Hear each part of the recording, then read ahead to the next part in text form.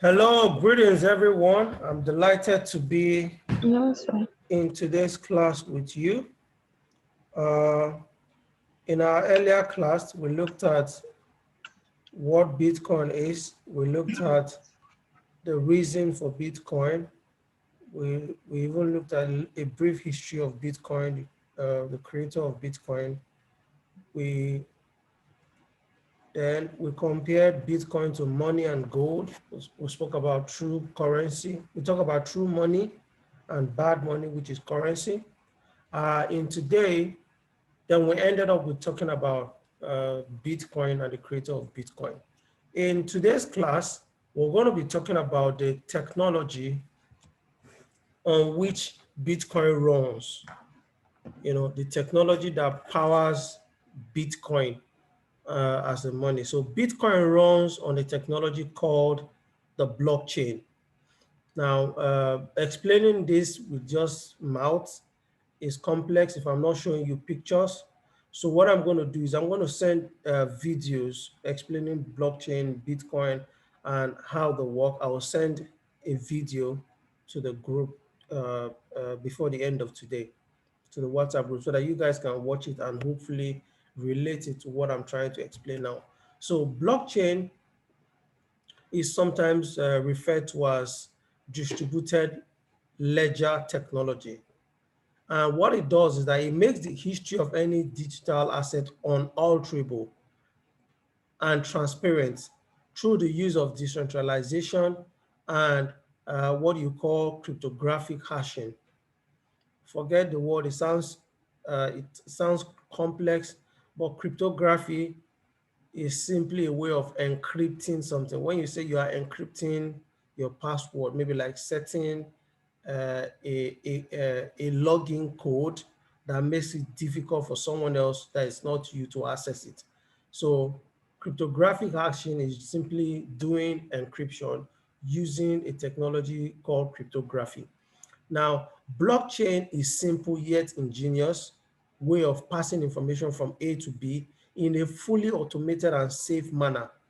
One party, one party to a transaction initiates the process by creating a block. This block is verified by thousands or perhaps millions of computers all around the world, all around the internet. The verified block is added to a chain, which is stored across the net, creating not just a unique record, but a unique record with a unique history.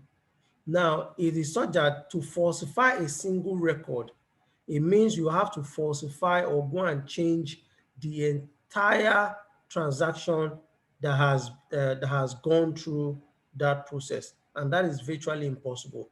Now, let me bring you to what you guys might know. For example, your Excel, you know, your Excel sheet is like a ledger. You can use your like Excel sheet for ledger. What is ledger? You're just making entries on Excel.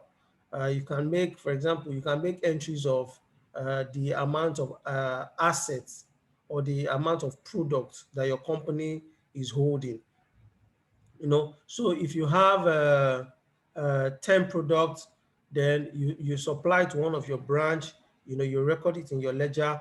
That branch sells some, is recorded in the ledger, you know, but that Excel sheet, even if it's a Google Doc and it's on several computers at the same time, somebody can still edit and falsify the record, you know, and the Excel sheet will not actually even show exactly when it was edited and, and changed.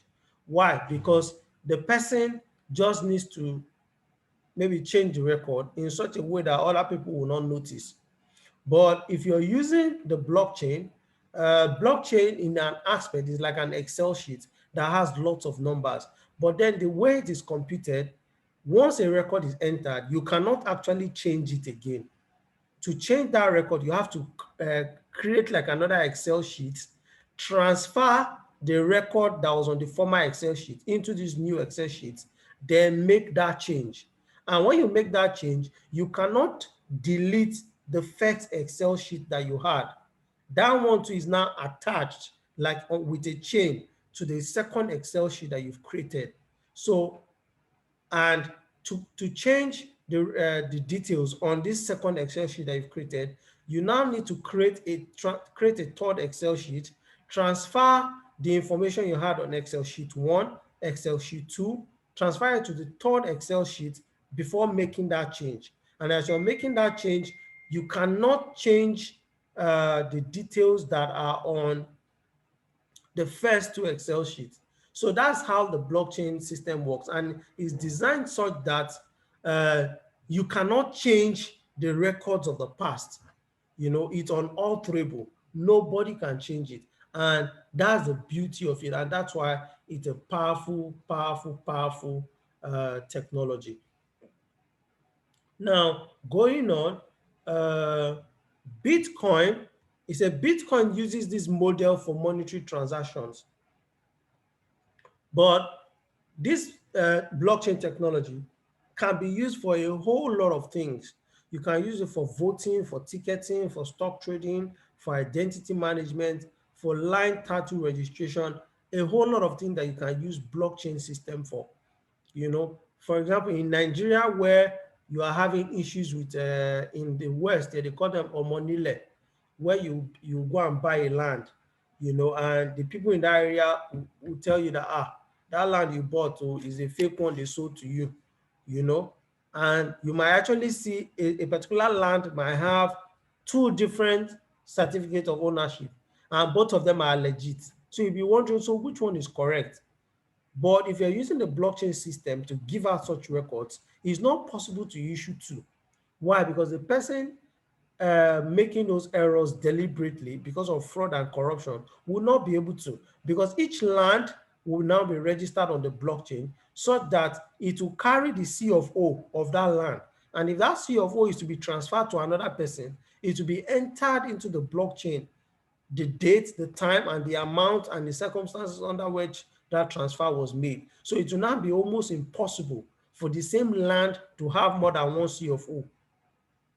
Do you understand? Because C of O is actually supposed to be transferred from one person to the other. The C of O is still supposed to be the same, issued by the government. You know, so let's go on. So pillars of the blockchain. For a blockchain to work, it has to be decentralized. By decentralized, it means uh, all the records should not be in a single place or in a few places.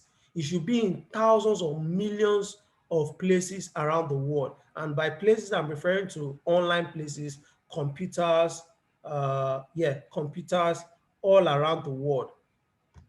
Second one is transparency. The blockchain should be transparent. It should be sure that the records of 2009, if I want to have access to them, I can see them. It's transparent. Any change that has gone on, I can see the change, when it happened, by who, and how it happened. It should appear on the blockchain. Then the third one is immutability. Immutable means the records cannot be altered. So this does not give room for corruption. Why? Because corruption only thrives in places where instead of 10, somebody edits it and put 100, you know, and cashes out on the remaining, the remaining 100 that the person has added. Not the remaining 100. Yeah. The extra figures that the person has added, the person now cashes it. That's how fraud happens. But if you're using the blockchain technology, it's immutable. So you cannot make such records. If the items there are not 100, you cannot falsify it to be 100 because the transaction will not go through. It's like trying to send uh, 300 million naira out of your account to somebody else when all you have in your account is 3 million naira. It will tell you insufficient funds. So when you use blockchain and you try to do something corrupt, that's the kind of information you'll be getting. Why? Because a blockchain is immutable. Now, the elements of a blockchain, for a blockchain to be successful, you must have these elements. And the first one is peer-to-peer. Peer-to-peer means I should be able to send it from myself, maybe to Agofure, or to someone else without the need of a middleman. Currently, the world financial system, you cannot do peer-to-peer. I cannot send money from my account to your account without the approval of the bank. You might think you are just transferring 100,000 from your bank account to the other person's bank account, but without approval from the bank, it cannot go through. And that's why there are limits on to that. If you doubt that, why do you think there are limits on your account? If your account has the daily limit of say 20 million naira, once that 20 million naira is reached, you can't send out. So since you can't send out, it means that your bank is restricting you from doing more than the daily limit. So it means that you can only send out 100,000 because they've given you the approval. So even though it's your money, you don't have full control. You can't do as you like. But with peer-to-peer, you can do as you like. If you have 1 billion Bitcoins today, you can send it to someone that same day. Nobody will ask you why. Nobody will ask you how you even got it. Why? It is fully peer-to-peer. Then the second element of the blockchain is what we refer to as cryptography. And this simply means encryption. Encryption is to make something difficult to read, difficult to crack, you know. Then the second one is consensus algorithm or rules. Consensus means these are the rules that we've agreed upon that we'll be using to govern this peer-to-peer network. Meaning, if I have only 10 Bitcoins, I will not be able to send you 11 Bitcoins. So that's part of the rules, you know. The second rule is if I send you 10 Bitcoins and 10 Bitcoins is all I have, then my own Bitcoin balance should become zero because I've transferred what I have to you. So those are part of the rules, and the players agree on the rules. And the players include the people using the Bitcoin, the people mining Bitcoin, meaning the people running computer software, computer programs, uh, in different places called mining farms that are now responsible for making the blockchain transaction go smoothly. Then the third people involved in the blockchain network is the developers or people that, like software developers that work on improving the efficiency of the code. Now, the next one is punishment and reward. Now, any society does not have punishment and result and reward will lead to anarchy. Why? People need to know when they've done something wrong, and people need to know when they've done something good. So in the blockchain ecosystem, for example, uh, punishment comes to miners mostly if they decide to be greedy and start mining blocks in a way that they get more rewards, more profit or more fees instead of focusing on just doing their work as it should. Then the next one is adoption. Adoption means usage.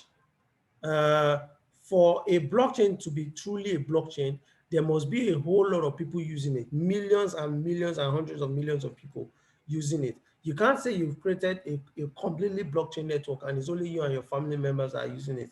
That's not a blockchain. It has failed in its properties of, in its element of adoption, meaning there should be more people using it. And that's why if you notice, people who are involved in crypto and in Bitcoin, they always talk about it. They always talk about it. Why are they talking about it? They are trying to create adoption. They are trying to get others to get on it and use it. Why? Because the bigger the network becomes, the more, there's something called too big to fail. When something has grown too big, that it's almost now impossible for it to fail. So that's the effect people in blockchain try to create when they talk about crypto excitedly. Now, there are different types of blockchain. There's a public blockchain. For example, Bitcoin is a public blockchain. Ethereum is a public blockchain. Then you have private blockchains. Then you have hybrid blockchains. Then you have what is called sidechains. Now, hybrid blockchain is a blockchain that has both the properties of a public blockchain and a private blockchain. Now, why do you need private blockchains? Now, remember that like I was explaining the blockchain, I said it's more like an Excel sheet, but a way, way more advanced, and complex Excel sheet. And now there are some records that should not be open to the public. So it means that companies, I heard that, is it GTB is working on the blockchain technology, GTB. Barclays Bank in the United Kingdom is working on a blockchain technology. Now, if they come up with their blockchain technology, it has to be private. Why? Because they are dealing with people's records. So it has to be private such that only their staff or those who have the level clearance will be able to access the record. Why? It's private. So it has all the properties of the proper blockchain, but then it's private because it's not open to all. Then a hybrid blockchain is the one that has both properties. So it has properties for public and for private. So when they have the private side, only people who have clearance to see it can see it. Then the public aspect of the hybrid chain will be for maybe the public or anyone that knows how to search information on it. And banks can use this too, meaning they can have information on their own side that is only meant for their staff, official use only. Then they can have information on the public blockchain that is meant for their customers and others. Then there are others called sidechains. Now, sidechains are designed to run pari-passu or run beside a public blockchain. The purpose of a sidechain is to reduce the load on the main blockchain. Now, if I send Bitcoin from my wallet to, let's say, Agofori's wallet, the wallet is registered on the main chain, which is the public blockchain. So if there are too many transactions going on the public blockchain, the blockchain will not be slow. Sometimes GT Bank is crowded and it's slow, the app is not working. And most times it could be because so many people are doing transactions at the same time. So the servers are overworked. So the same thing for the blockchain too. If there are too many transactions, it gets slow. So they now came up with sidechains as a way of reducing traffic. In people who study geography or road networks, they tell you that sometimes you create feeder routes, like smaller route that eases traffic on the main road. So a side chain is something like that. It reduces the traffic on the main blockchain, but all the transactions that happen on the side chain eventually are still locked up and added to the main blockchain. Now that's that. So now let's look at okay, now let's look at this aspect. We've looked at the different blockchains. Now let's look at cryptocurrency proper. Now, what is cryptocurrency? Like the word implies, currency means money. So crypto simply means money that is based on cryptography, money that is based on a set of computer codes that cannot be hacked, because that's what cryptography does. You cannot hack it. Do you understand? You cannot hack it. You must have access to that wallet to be able to control it. And if you don't have access, you cannot hack it. It's cryptography. Now, currencies created by the cryptography technology are called cryptocurrency. So that's where this name came from. It's actually two words merged into one: cryptography and currency.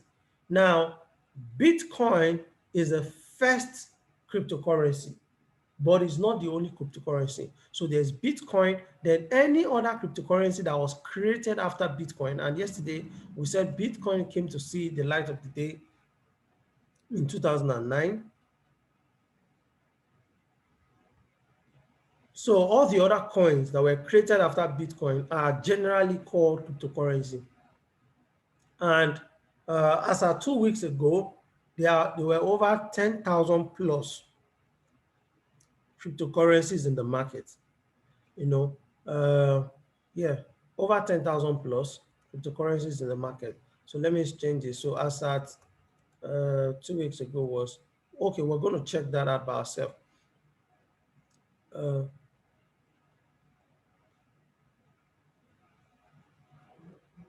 Okay, there are about 10,000 cryptocurrencies in the market. For short form, you can call them cryptocurrencies. So for short form, you combine all of them and call them cryptos.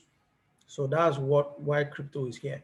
So out of all those 10,000, there's only one Bitcoin and the rest of them are called altcoins. Now, there are marketplaces Just like you have a marketplace is where you can exchange goods and services, or you can exchange value, one product for the other. So the cryptocurrency market too has its own exchanges, its own marketplace where you can exchange. If you go to Alibaba, AliExpress now, or Jumia, you are exchanging your Naira for the goods that are on Jumia. So if you come to a crypto exchange, you are exchanging your money, it might be Naira or dollar, for other cryptocurrencies. Or sometimes you might be exchanging one cryptocurrency for another cryptocurrency. We'll look at that soon. Now, let me share my screen. Let me stop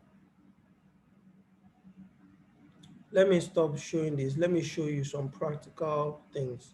So, see this website here, coinmarketcap.com.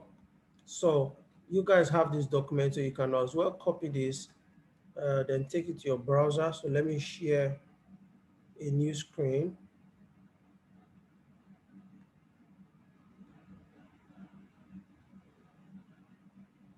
Okay, let me close all this.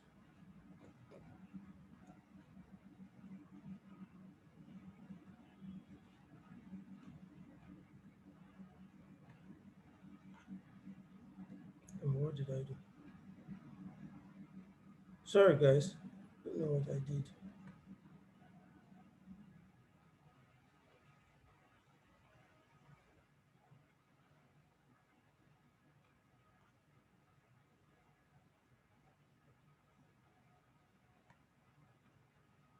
Okay, so you come to coinmarketcap.com. Coinmarketcap, or let me type it afresh. Coinmarketcap.com. Click enter. Okay, let me use another browser.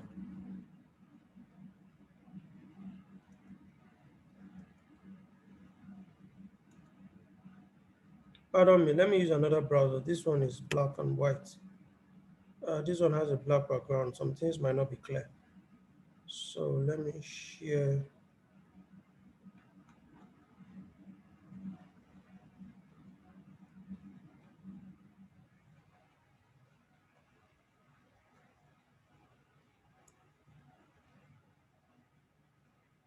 Okay, so you come to coinmarketcap.com.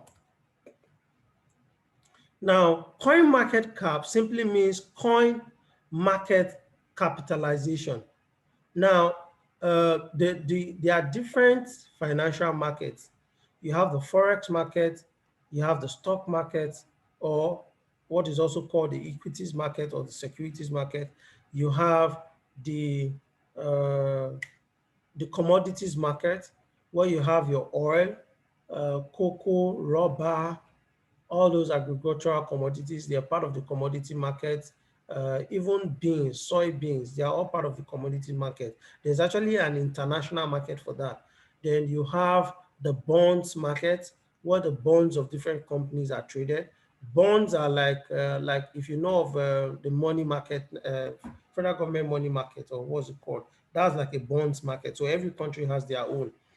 So you have the bonds market, then you have the metals market, gold, silver, platinum, copper, they are part of the gold market. Then you have the, what other markets?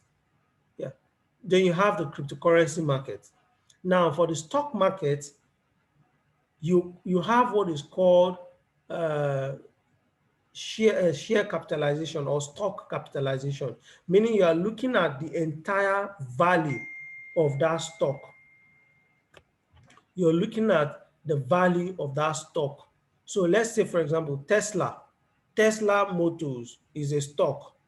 Do you understand? So if you want to know the worth of Tesla, do you understand? Uh, you go and check out the market cap of Tesla. So you can even type it. It's something that Google will bring to you. Okay. Okay. So you can just type it. What's the stock market cap of Tesla? You click it, their website that will show you what the market cap of Tesla is. So you can see it here. This is the market cap of Tesla. Currently is around, I think this is 700 billion, $700 billion. So that's the market cap of Tesla. It means that this is the worth of Tesla as a company. So it's a big company. I think the most expensive company right now is Apple. So you can check for the market cap of Apple. You can search for it, market cap of Apple. So this idea of creating market cap was copied from the stock market and now brought into the cryptocurrency market so that every coin now has its market cap. And this market cap is very, very important. Now, every coin has it. We'll go there shortly. Uh, when you come to this coin market cap, you just start looking at the different things. As at last week when I checked these cryptos here, it was 10,500 or 10,400. So it means that 300 coins have been added since then. So it means that new coins are being created almost every day. The last time it was 371 exchanges. It means that new exchanges have been added, maybe 9 more. So this cryptocurrency space is growing every day. Then the market capitalization, the entire market capitalization, meaning the total value of the cryptocurrency market is at 1.48 trillion dollars. Then on this side, you can see the dominance of Bitcoin and Ethereum. Why the dominance? Because those are the two main cryptocurrency. Now, they are the two main cryptocurrency because of this is Bitcoin, this is Ethereum. They are the two main cryptocurrencies because of the size of their market cap. Now, the market cap of Bitcoin is almost as that of Tesla. This is about 1, 2, 3 million. This is about $679 billion. So this tells you the entire worth of the Bitcoin in circulation, what they are valued. And how do you arrive at market cap? The same way they do it in the stock market. To arrive at the value of the market cap of a stock, you look at the unit price, which is called the share. The shares. If you are buying the shares of a company, you always look at two things. First of all, you look at the unit share, meaning how much it costs, how much that share costs per unit. You know, you look at the unit share, the price per unit, per one unit, how much it costs. Then you also look at the circulating supply, meaning of what of these shares I want to buy, how many of these shares are in the market? Are there many shares? So you find out that companies that have created so many shares, you know, like billions and billions of shares, they usually make the unit price very low. Why?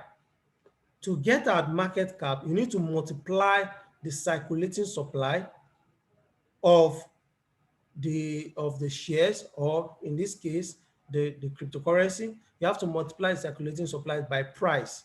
Then you arrive at the market cap. So as you will learn later, in choosing what coins to buy, what coins to invest in, you don't focus on price. No, focusing on price will be deceptive. You focus on the market cap. This is what you focus on. You don't focus on price.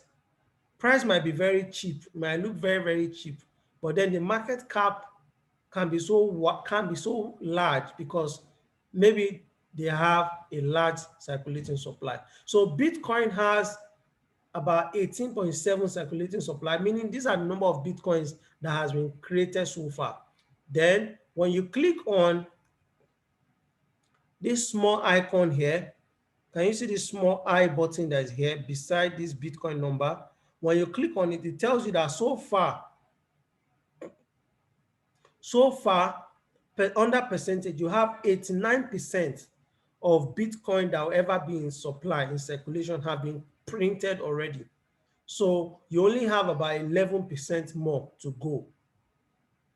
You know, so it means that the maximum supply the number of Bitcoins that will ever be in existence is 21 million.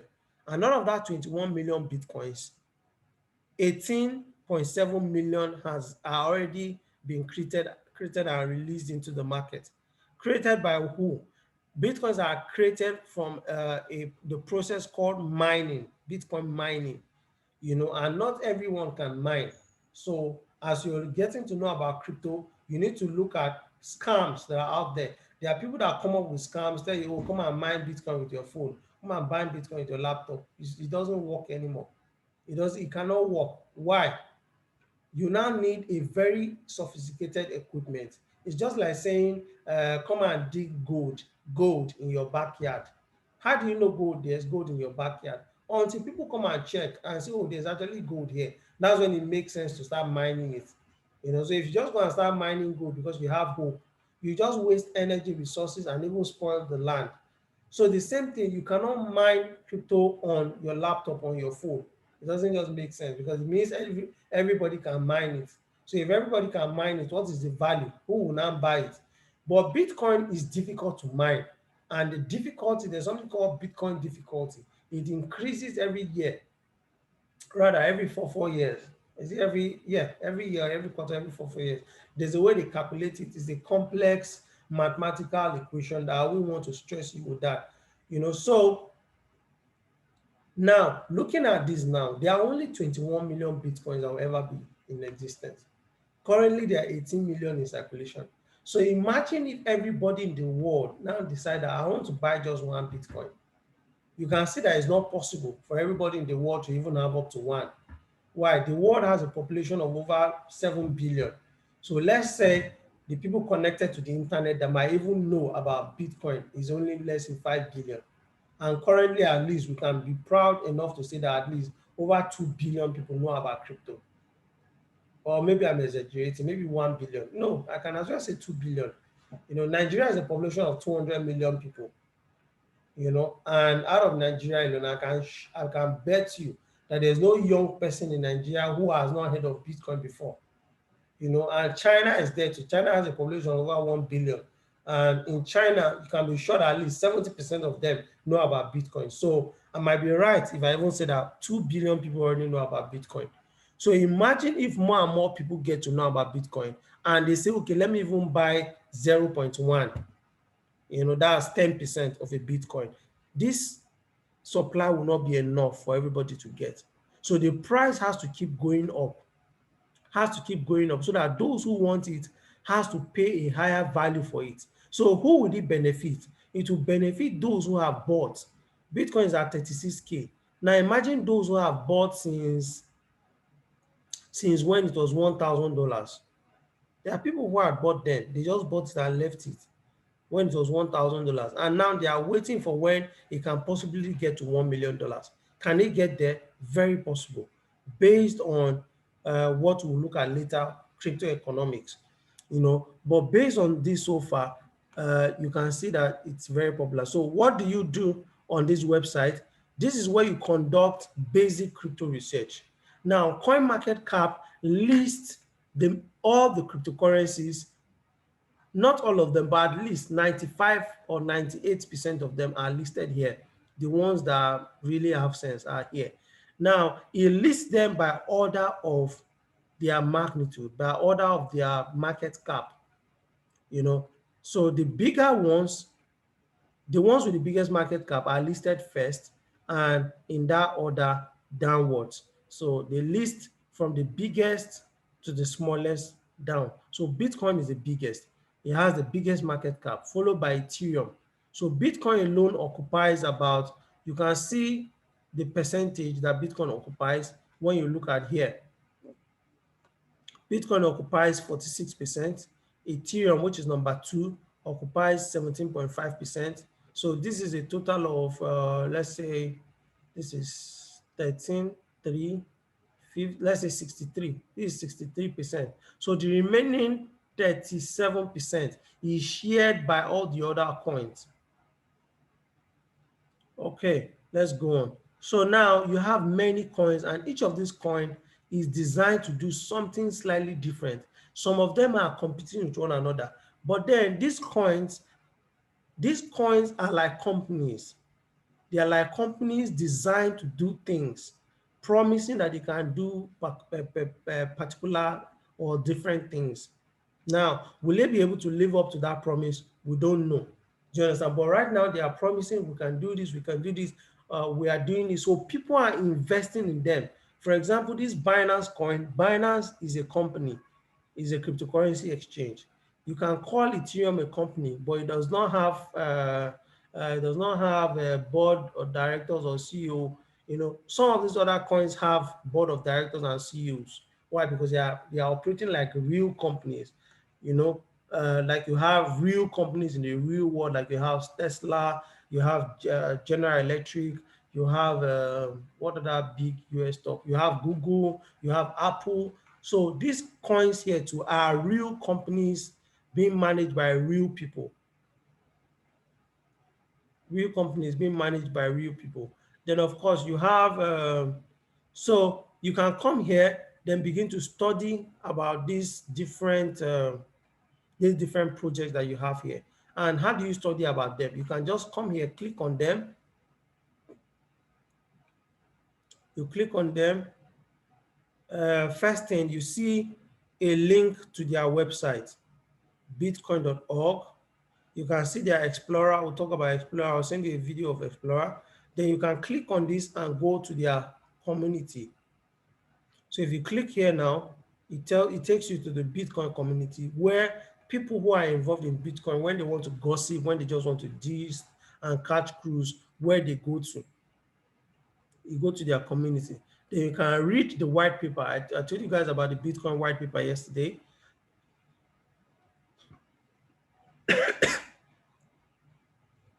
So you can read about it here. Then let's go to the Bitcoin website. Let's open in another tab.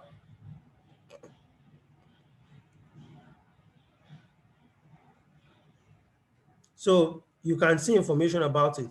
Bitcoin is an innovative payment network and a new kind of money. Then you can start learning about it. What is Bitcoin? You click on the video. You click on the video, you watch, read through, you know, read through like that. Click on the different links, see what they have on the website, you know. Then here too, if you don't want to go that far, then you can look at the chart of Bitcoin. When they started tracking it here in 2014, it was so cheap, you know, see, from like almost zero.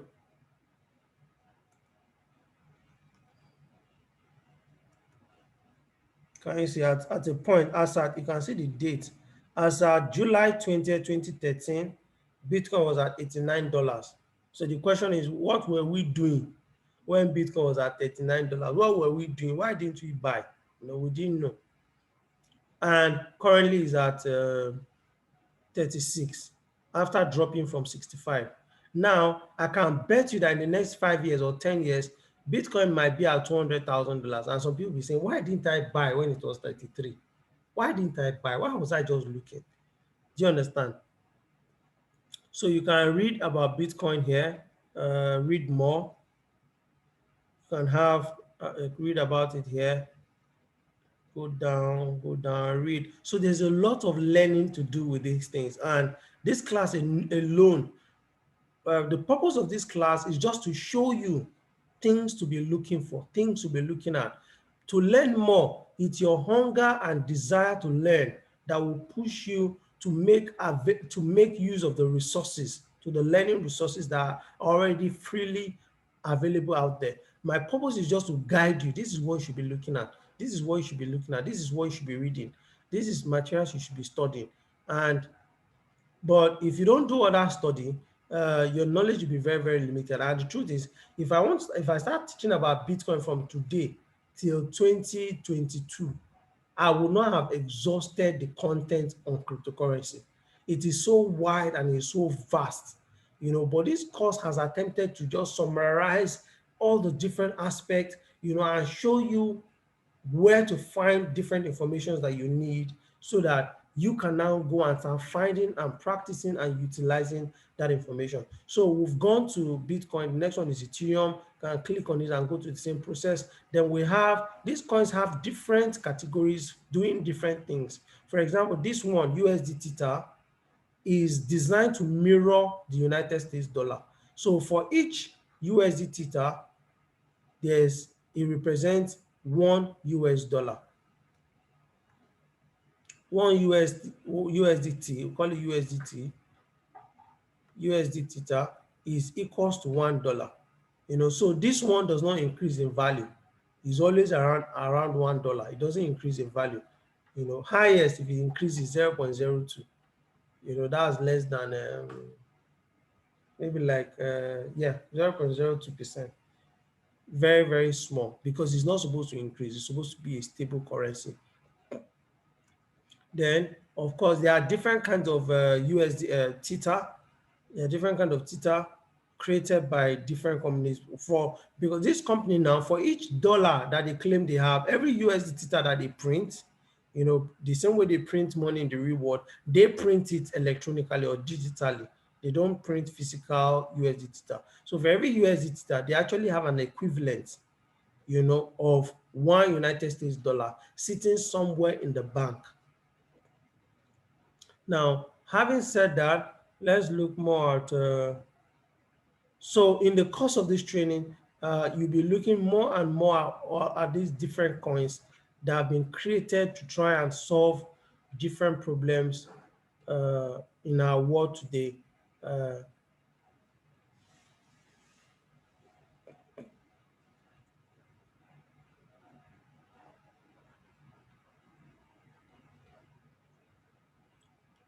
All right, so you just join, scroll down, just check through, get familiar with the different coins, what they do. So this is how, another way to use this website is that you can also see the daily gainers and losers. So here now you can see this is the price of Bitcoin. Sorry, this is Bitcoin. This is the price. Now in the last 24 hours, this guy has gone up by over 5.6%. In the last 7 days, it has gone up by 22%, meaning 7 days ago from now, 22nd of June, if you had put 100,000 naira into Bitcoin, by now you have 120K. Why? Because it has gone up by 22% in a week. Sometimes it goes down, so don't be deceived by just the green. Sometimes it goes down, so that's the need for learning, to know when to time it. Then of course it shows you this. Then in the course of the class, we'll be learning how to use all these top places, what they mean, what they do, all these ones. We'll learn that too. Okay, so now the next thing is here, let me share again. All these coins that you see here, some of them are called coins, some of them are called tokens. Bitcoin is a coin, Ethereum is a coin, Theta is a token, Binance coin is a coin. I'll explain the difference. XRP, which is Ripple, is a coin. This is a coin, This is a token. Then let me look at another token. Let me look at the tokens now.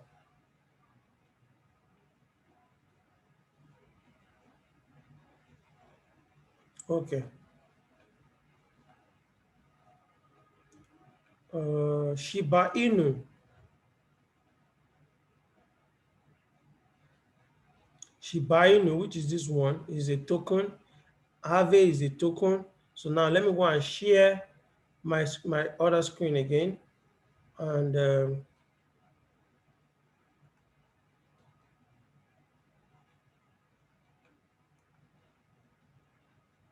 okay, now the difference between coins and tokens. Now, coins are native to their own blockchain, meaning they are running on their own blockchain. They've created their own blockchain, and the blockchain now created a coin to run on the blockchain. Then There are examples are Bitcoin, Ether, and Doge. I've given you other examples. Then tokens have been built on top another blockchain. Like there are blockchains on which you can build other tokens. Those blockchains are called smart contract blockchain. An example of a smart contract blockchain is Ethereum, Polkadot, Solana, EOS. You get to know about all these blockchain, smart contract blockchain. Now, on Ethereum, let's assume Ethereum is like a website. It's like the internet. It's like the internet. And on the internet, you can build different kinds of websites on it. So Ethereum is like that. It's like a platform or a foundation. And on this foundation, you can build different kinds of applications on it. So those applications built on Ethereum now have tokens that run on the Ethereum blockchain. So the example I gave was Shiba Inu. Shiba Inu is a project that runs on the Ethereum blockchain. So let's say this is Ethereum, then Shiba Inu is built on top of it. So Ethereum, Shiba Inu. So anyone that is built this way, the one that is built on top of another is called tokens. Then you have Ethereum to Ethereum, and on top of Ethereum, Ethereum has its own coin too. So in this time around, you don't call this coin that belongs to Ethereum, you don't call it a token, but you call it coin. So that's the difference. As you get to use them, you get more and more familiar with it. I think I should stop here for now. I'll take questions, then I'll send a video on the concept of crypto economics. Thank you guys for joining this class.